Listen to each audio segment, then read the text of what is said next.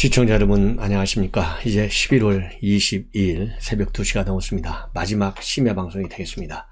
이번 첫 번째 방송은요, 이제 공수처에서 윤석열 후보와 관련된 수사 4건 있잖아요. 그 4건 중에 맨 먼저 발표할 것으로 예상되는 수사가 바로 고발 사주 의혹입니다. 이 고발 사주 의혹과 관련해서 핵심 인물이 누구죠? 이 조성은이, 그 다음에 박지원이, 그 다음에 김웅, 그 다음에 손준성, 이런 사람들이거든요. 이런 사람들을 수사해가지고 최종적으로 공수처가 목표로 삼는 사람이 누구죠? 윤석열 후보입니다. 그런데 이번 주 중으로 공수처에서 이번 고발 사주 의혹과 관련된 수사 결과를 발표할 것으로 예상이 된다라고 하는 연합뉴스 보도가 있습니다. 이 보도 내용을 종합적으로 제가 분석해 보면 결국은 제가 맨 처음 발표했을 때 제 결론이 뭐였습니까? 고발 사주 의혹, 핵심이 윤석열 총장을 죽이려고 하는 것인데 절대로 못 죽인다. 왜? 윤석열 후보라고 하는 사람은 원래부터 거짓말하는 사람이 아니다. 그리고 윤석열 후보가 중앙지검장, 그 다음에 검찰총장 하면서 대외적으로 직접 발표한 이 언급 내용들 하나도 사실과 다른 게 없지 않느냐. 그렇다고 본다면 윤석열 후보의 발언에 절대적으로 신뢰할 수밖에 없다. 그게 바로 윤석열 후보의 특징이다. 이재명과 같이 절대 거짓말하는 사람이 아니다. 따라서 고발사주 의혹, 윤석열 총장이 개입됐다는 의혹, 실체 아니기 때문에 절대로 건들 수 없다. 오히려 지지율을 높여줄 것이다. 저는 그렇게 논평을 한 바 있어요. 그리고 두 번째는 이거는 첫 번째가 윤석열 총장의 개인적인 특성, 어떤 신상과 인격과 관련된 저의 판단이고요. 제가 아는 윤석열 후보의 여러 가지 인격적 측면을 볼 때 거짓말을 하지 않는 사람이기 때문에 절대로 고발사주 의혹의 실체가 없는 것이다. 그 다음에는요, 고발사주 의혹이 제기가 되니까 이 검찰에서 한동수 감찰부장이 윤석열 말하자면 앞장선 사람 아니에요. 징계에. 감찰을 즉각 시작했죠. 그 다음에 대검의 감찰도 못 믿어가지고 박범계가 법무부 감찰 담당관을 통해서 직접 감찰을 했죠. 그래서 상당한 진도가 나가고 있다. 뭔가 손준성과 그 다음에 윤석열과의 관계는 생각하는 관계 이상으로 깊숙한 관계가 있다. 이렇게 해서 박범계가 수사 정보를 다 보고받는 것이 아니냐라는 의혹이 생길 수밖에 없고, 박범계의 말이 큰 파장을 일으킬 것 같은 큰 뭐라고 그럴까요?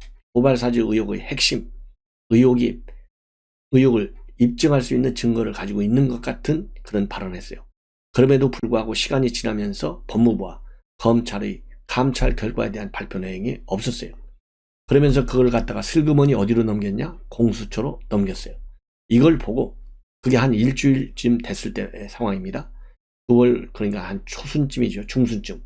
제가 다시 또 여러분께 말씀을 드렸어요. 이걸 봐라. 알맹이 없는 껍데기다. 빈통이다. 고발사 의혹의 정체가 없다. 오히려 박지원과 조성은이를 통한 제보 사주를 수사해야 된다. 이런 제가 주장을 했는데요. 지금 연합뉴스의 보도를 보면 이번 사건 결국은 기소하기가 어려울 것이다. 이런 전망을 내놓고 있어요. 그러면서도 현재 공수처가 딱 숨기고 있는 결정적 미공개 물증이 있을 수도 있다. 이런 또 의견을 내놔요. 이 얘기는 결국 연합뉴스도 결국은 뭐 정부 거잖아요. 그러니까 뭐 미리 말하자면 공수처 초치는 얘기는 할 수 없잖아요. 안 그러면 연합뉴스도 혼나죠. 그러니까 슬그머니 미공개 물증이 있느냐 없느냐가 하나의 큰 막판 변수가 될 것이다. 이런 꼬리 내리기를 하고 있어요. 그러나 저는 다시 한번 단언컨대 윤석열 후보에 대해서는 무혐의 결정, 불기소 결정이 나올 수밖에 없고, 지금 연합뉴스 보도를 보면 결국은 기소할 것이냐 아니면 기소를 안 할 것이냐 아니면 검찰이나 경찰에가 이첩할 것이냐, 이 세 가지 갈림길이 있다. 이렇게 다양한 가능성을 열어놓고 있는데요. 제가 보기에는 김웅 지금까지 수사했잖아요. 압수수색원이라고 난리를 쳤잖아요. 그 다음에 대검 압수수색 몇 차례 했잖아요. 손흥이 2차례 불렀잖아요. 그 다음에 체포영장, 불구속영장 전부 다 기각됐잖아요. 이런 걸로 보면, 그리고 지금 현재 대검 이 관련자, 이 성명불상자라고 돼 있거든요. 이 고발사주 의혹과 관련된 핵심 인물 중에 한 사람으로 이 성명불상자에 대한 특정도 아직까지도 못하고 있어요. 이런 걸 보면 손흥 지금 이미 2번, 3번 다 했고, 손흥 밑에 있는 검사도 전부 소환조사했잖아요. 이런 걸로 보면 아직까지도 성명불상자에 대한 특정까지도 못했기 때문에 윤석열 총장은 관두고라도 손흥과 김웅에 대한 기소 의견 내기도 굉장히 힘들 것이다. 예. 만약에 기소 의견으로 내도요, 재판 가면 이거 무죄로 끝날 확률이 굉장히 많아요. 그럼 이 얘기는 뭐냐? 고발사주 의혹을 제기하게 한 박지원과 그 다음에 조성은에 대한 제보 사주 의혹으로 공수처 또는 검찰이나 경찰의 본격적인 수사로 체제가 바뀌어야 된다라고 저는 주장해요. 그런데 여러분들 국정조사에서 말이죠, 이 박지원 원장이 뭐라고 얘기했어요? 공수처의 수사 일정 조율 이런 거 있었느냐? 전혀 없었다고 그랬거든요. 완전히 박지원이는요, 지금 치유의 법권적 지위에 있어요. 더군다나 제보 사주 하려면은 조성은이 핸드폰 압수수색할 게 아니라 박지원 원장에 대한 압수수색 핸드폰, 그 다음에 컴퓨터 반드시 필요한데 일치 안 하고 있잖아요. 그래서 이제는요, 우리 시민단체 국민의힘 윤석열 캠프 측에서는 박지원의 제보 사주 의혹에 대한 공수처의 수사를 압박하는 다양한 조치를 취해야 되겠다. 이것이 저의 결론입니다. 자, 그래서요, 그야말로 이 소문잔잔치 먹을 거 없다 우리가 흔히 그러잖아요. 고발 사주 의혹, 조금 전에 말씀드린 대로 이 정치 수사라고, 공작 수사로밖에 볼 수 없잖아요. 시종일관 윤석열 후보가 내세운 주장이 바로 그거지 않습니까?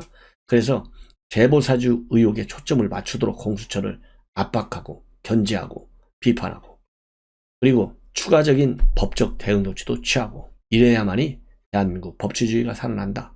그리고 어디까지 또 언제까지 조성은이를 갖다가 공익신고자로 보호한 이 권익위의 조치, 이 타당성, 즉 권익위가 이 조성은에 대해서 아주 사건 초기 단계에서부터 공익신고자로 보호해준 이유, 공익신고자로 정의를 내린 단정한 그 이 법적 검토 내용, 거기에 대한 타당성 검토도 별도로 이루어져야 되겠다. 그래서요, 이 조성은이 이 공익신고자 이 보호 조치가 해제되어야만이 제대로 수사할 수 있는 것이 아니겠느냐라는 저는 주장을 하고 싶어요. 그래서 여태까지 지금 이 보도를 보면요, 텔레그램상으로 나와 있는 손준성 보냄이라고 이러한 단서가 있는데, 아직까지도 직권남용 권리행사 방해죄로 관련자들을 재판에 반길 만한 핵심 연결고리는 찾지 못하고 있다. 이런 지금 이 보도가 나오고 있어요. 자, 그래서 이 문제에 관해서 이 공수처장 이번에 이 국정감사에서도요, 선거에 영향이 없도록 조사를 끝내겠다라고 했거든요.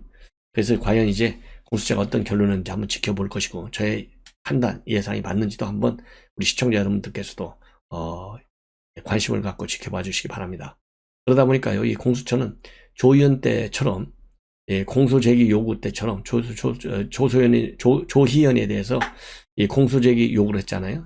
그래서 이번에 공수처가 수사에 참여하지 않는 검사들로 하여금 레드팀을 만들어 가지고 수사 내용을 전반적으로 다시 살피면서 외부 전문가로 구성된 공소심의위원회도 소집할 가능성도 배제할 수 없다. 이렇게 연합뉴스는 전망을 하고 있습니다. 자, 이러다 보니까요, 이 장기표 지금 신문명연구원의 원장이 최근에 언론 인터뷰를 통해서 뭐라고 그랬어요? 공수처가 굉장히 윤석열 선거운동을 열심히 해주는 것 같다. 이런 얘기를 했어요.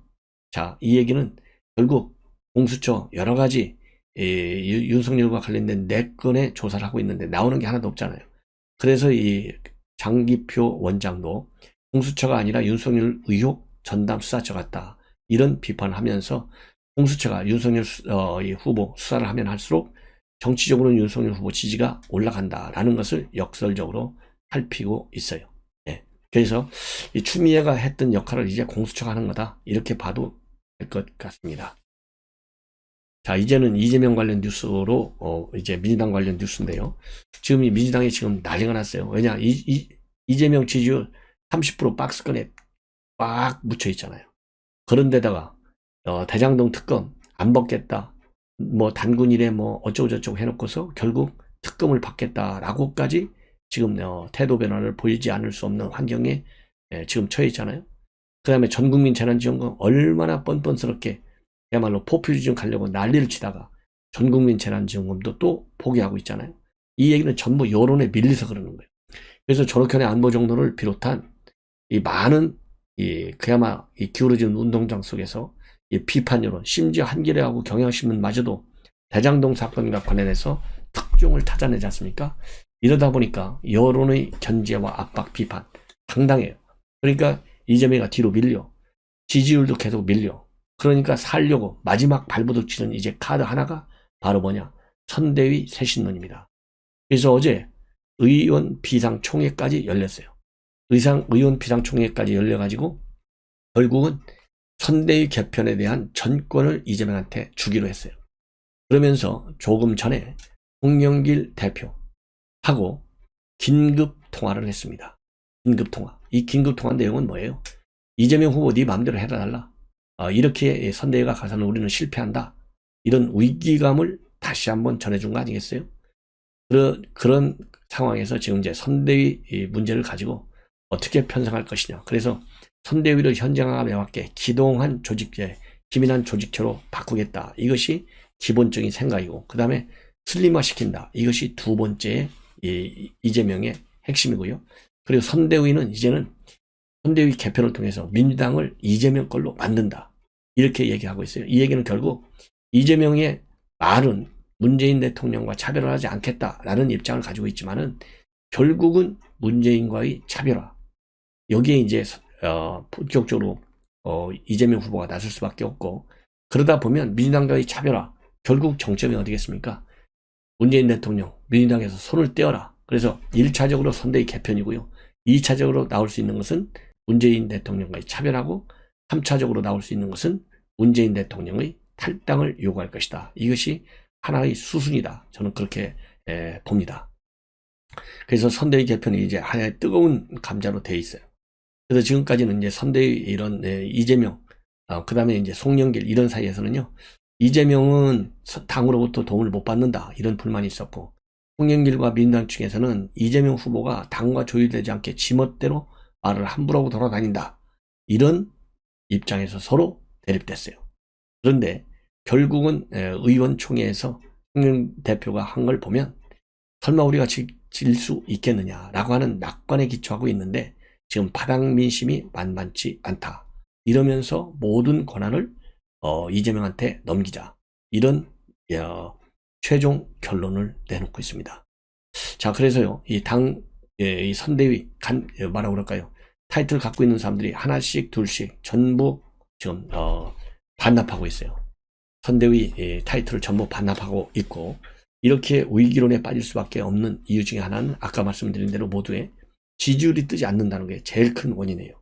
그리고 두 번째 큰 원인은 지금 이제 우리 윤석열 후보의 선대위가 꾸며지고 있는데, 이 선대위 꾸며지는 인사들 보면 김종인 비대위원장이야 박근혜 대통령 때도 있었으니까 그렇다고 우선 쳐요.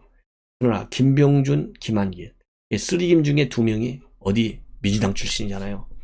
이 민주당 출신은 뭡니까?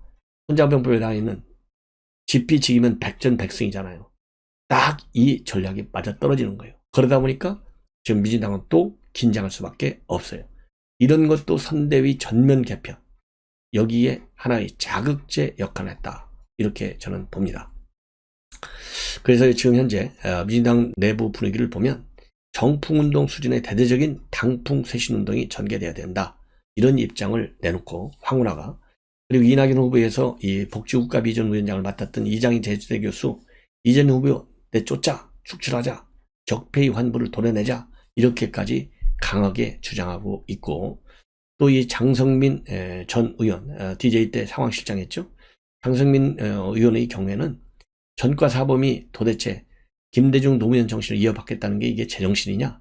민주당 해체하라.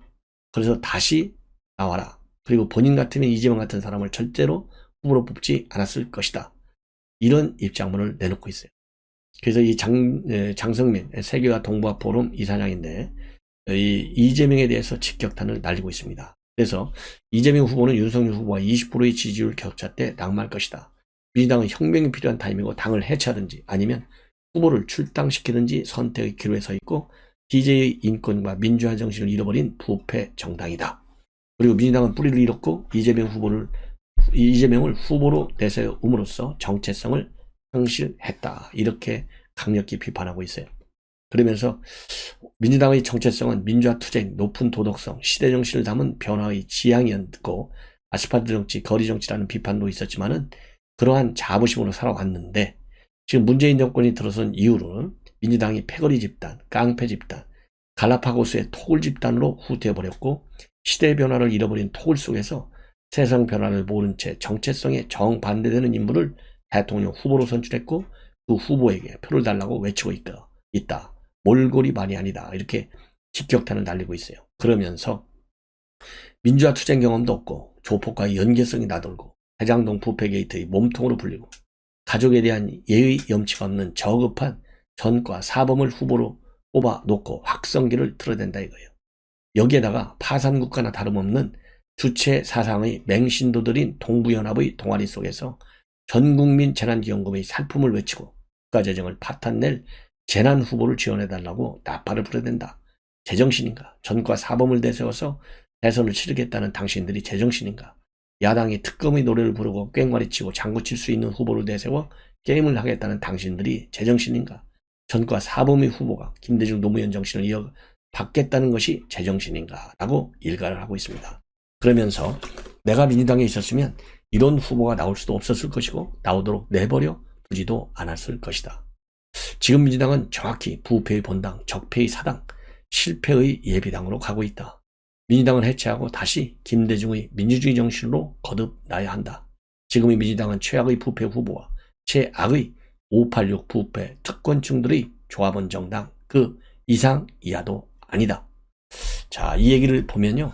지금 민주당이 이재명한테 칼자루를 줬다? 선대위 개편을 하고 이런 그야말로 자격 없는 후보를 내세워가지고 선대위를 다시 개편을 놓쳤다는 얘기는요. 이 장성민 이런 의원의 이사장의 논리를 보더라도 그렇고 정권 교체를 바라는 우리 국민의 눈으로 보더라도 그렇고 그리고 상식을 가진 우리 국민을 보더라도 그렇고요. 제정신도 아닌 정장일 뿐만 아니라 한마디로 국민의 정치 수준을 얕잡아보는 무시하는 그리고 우리 헌법적 가치를 완전히 매몰시키는 선대위를 만드는 거나 마찬가지다. 그래서요. 이재명 표 선대위가 구성이 되면 여론 지지율은 그만큼 더 가파르게 빠질 것이다. 이렇게 저는 판단합니다. 자, 이제는요. 지금 언론에서 김혜경이가 지금 열심히 뛰고 있어요. 왜 열심히 뜁니까? 낙상 사고에 따른 후유증, 각종 루머와 유언비어 이런 거를 제거하는 것도 목표가 있지만요. 그만큼 이재명이의 패배의 추락이 굉장히 가파르기 때문에 그야말로 김혜경까지 불러들이는 거예요. 그래서 김혜경 부인이 어제 21일 날 대전 현충원 참배를 시작으로 해서 본격적으로 유세 활동에 나섰어요. 자, 그래서 김혜경 씨가 뭘 하고 있는지 여러분들께 좀 아셔야 될 것 같아요. 자세하게 알아야. 말하자면 지피지기 차원에서 제가 말씀을 드리면 그러니까 9일날 낙산 사고 당했으니까 12일 만에 한 거예요. 핵심은 뭐냐? 내가 이재명은 무지하게 가깝다. 부금슬이 끝내준다. 나하고 낙상 사고 나니까 불륜설, 폭력설 웃기지 말아라. 이거를 보여주는 거예요. 그런데 너무 의도적이고 가식적이고 진정성이 없기 때문에 오히려 역풍이 분다라고 제가 말씀을 드려요. 그래서 전화로 깜짝 통화를 하잖아요. 여기서 별의별 얘기 다 하잖아요. 상상하기 어려운 정상적인 부부관계에서는 상상하기 어려운 인위적인 부부관계를 강조하는 측면들이 많이 나와요. 그리고 어제 21일 날 충청권 현충원 참배 이런 데서도요. 이 김혜경 씨가 이재명 후보와 손을 잡고 또 허리를 감싸는 이런 밀착 행보까지 보여줘요. 이거는 이번에 이제 코리아 시리즈 얘기할 때도 계속 손을 묶고 다니잖아요. 아니 지금 대통령 후보가 된 사람이 손붙잡을 정신이 있다라고 하는 게 여러분들 이게 상식적인 부부관계입니까? 이건 쇼예요, 쇼. 이런 밀착 애정 행보가 과연 루머들을 불식시키고 중도와 여성포 공략을 하겠다는 이재명과 김혜경의 계산이 맞아 떨어지겠느냐. 천만의 말씀이다. 그리고 현충원 딱 가서 연평도 포격 전사자 묘역을 들으면서 또 감정에 복받친 듯 눈물을 흘렸다는 거예요. 진정한 눈물이라고 저도 믿고 싶지만 전화통화를 통해서, 그리고 야구 시리즈 갔을 때의 인위적인 그런 쇼, 이런 쇼의 연장선상이 이루어졌다라고 하는데 방점을 두지 않을 수가 없어요. 뭐든지 과거 행적 가지고 판단하잖아요. 현재의 행동을 판단할 때, 산업 판단할 때. 만약에 깜짝 전화쇼 같은 것도 안 하고 뭐 손붙잡고 의도적으로 막 폼 잡지 않고 이랬으면은 복받친 눈물, 참 훌륭하다. 저도 그렇게 논평할 거예요. 근데 이 앞선 행동들에서 너무나 인위적이고 가식적인 걸 봤기 때문에 복받친 눈물의 진정성, 나는 별로 평가하고 싶지 않다. 그리고 또 어느 정도 또 웃기는 일이 있었느냐. 충북 청주로 이동해서 판동초등학교 학생들하고요, 국민 반상회를 같이 했다는 거예요. 근데 왜 판동초등학교 갔느냐. 여기에서는요 2,000원 상당의 지역화폐 쿠폰을 학생들한테 줘서 매주 월요일날 매점에서 쓸 수 있게 하고 있다는 거예요. 이게 결국 이재명판 기본소득 개념이잖아요. 그래서 여기를 갔어요. 근데 거기에서 이재명 후보하고 김혜경 씨가 나란히 책상에 앉아가지고요, 서로를 바라보면서 웃어가면서 반상회에 참여했다는 거예요. 이게 정상적인 부부입니까? 아니, 지금 엄중하게 지금 유세를 하고 유세를 도와주러 왔는데 책상에 앉아가지고 서로 얼굴을 맞으면서 웃어야 할 때냐고요. 기본소득이 뭐예요? 어려운 피해를 입은 계층들이 살아날 수 있는 지원 촉매제로 좀 주기 위해서 뿌리는 게 지원 아니에요? 지원 적인데, 지역화폐인데 여기서 웃을 만한 여유가 생기냐고요. 애들이 얼마나 고통을 겪고 있는지, 코로나 때문에. 이런 거에 대해서 가슴 아픈 마음을 표현해야지. 여기서 둘이 부부간에 얼굴 마주보고 웃고 앉아있어? 웃기는 거 아니에요? 그러면서요, 이 판동초등학교에서 또 무슨 얘기를 했느냐. 아이를 키우는 학부모 입장에서 너무 부럽다. 아이들이 경제 개념도 배울 수 있고 엄마들이랑 같이 하니 아이들도 학교로부터 사랑받는다는 느낌을 받는 것 같다. 다소간 좀 떠뜸 이상해요.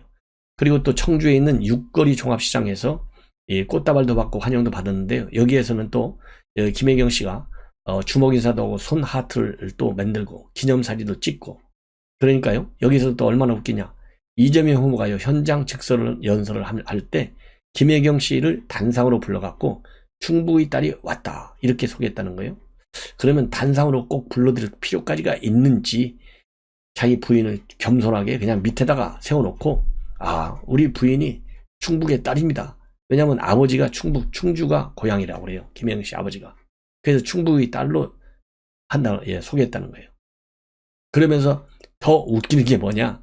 이재명 후보가 말이죠, 이 육시장에서 아내가 손이 시려울까봐 이런 얘기를 하면서 김혜경 씨를 위한 손토시를 구매하기도 했다고 합니다. 자, 이 정도 되면 참 이게 얼마나 인위적이고 가식적인지 말이죠. 웃는 그 어린 국민학교 학생들 앞에서 부부간에 얼굴을 맞대고 웃는다. 이거 얼마나 웃겨요. 그 말만 들어도 웃기지 않아요? 그리고 지금 뭐 추운 날씨도 아니잖아요. 근데 손이 시려울까 봐서 사준다 그러면서 손토시를 구매해주고 국민의 차가운 손을 달래주는 그런 유세를 좀 해주십사. 네, 이런 말씀을 저는 드리고 싶어요.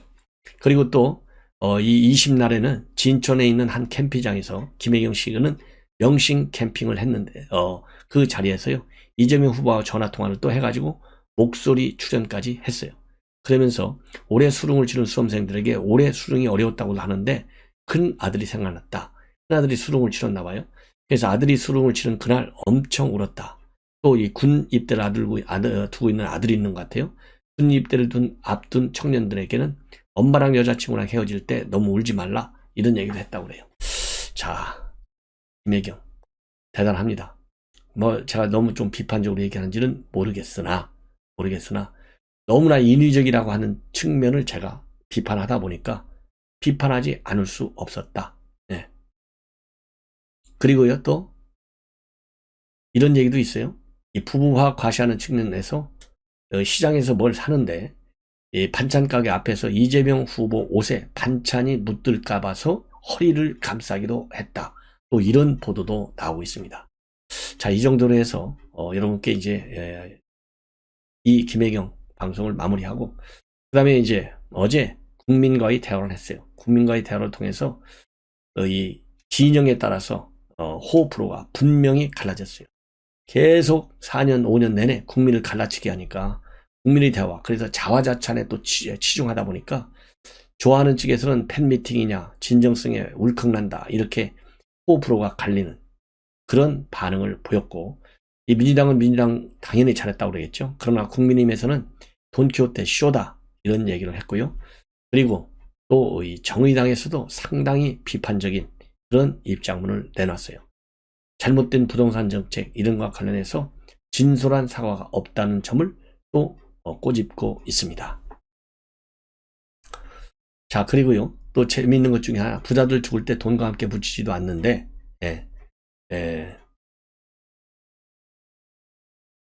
이런 질문을 했어요. 그럼 이 노블레스 오블리주를 했으면 좋겠다, 이런 질문하니까 문 대통령은 그냥 공감을 드린다, 딱 한마디밖에 안 했다는 거예요. 자, 이런 걸 보면 국민의힘에서 얘기한 대로 국민의 고통은 외면하고 환상에 빠진 돈키호테 대통령이다, 이런 말을 들을 수밖에 없는 것이 아니냐, 이런 판단이 듭니다. 그래서 이 국민과의 대화, 굉장히 중요한 내용이 많이 나와야 되는데요, 들으나마나한 얘기만 했다, 이것이 결론입니다. 그래서 제가 상세 내용은 말씀드리지 않더라도 여러분들께서 충분히 무슨 얘기가 하고 왔는지 다 아실 것 같습니다. 자, 이상으로 오늘 밤 심야 방송을 모두 마치겠습니다. 시청자 여러분들 편안히 주무십시오. 대단히 감사합니다.